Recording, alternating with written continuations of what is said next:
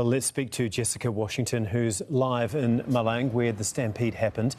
And Jessica, can you tell us a little bit more about the investigation? Well, the investigation is underway, and part of that, of course, involves looking at the state of the Kanjuruhan Stadium in Malang, where we are now. And I just want to give you a sense of what that looks like right now, because in the daylight you really get a sense of how this tragedy unfolded.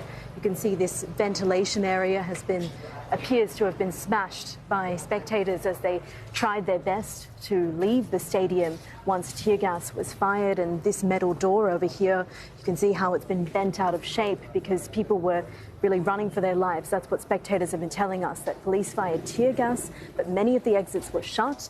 And so they didn't even have the opportunity to try to escape. And that's how this pileup began, and people lost their lives as the stampede happened. You can see here people have been leaving tributes throughout the weekend and today as well, flowers and candles.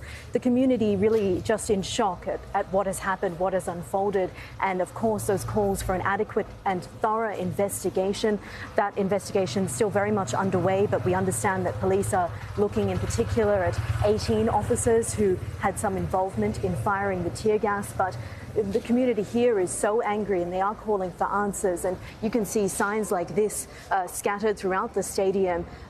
My brother was killed. We need a thorough investigation. And there is so much anger here and so much despair, just a shock that many of the victims, of course, were young men, young women, families even. You can see their shoes scattered around and even purses. People were fleeing for their lives, and really just you can see dozens of shoes throughout the stadium. And here this sign, particularly powerful: Polisi Jahat, evil police, you killed my brother. And so people are looking for answers, they're looking for accountability, and it remains to be seen whether they will ever get that.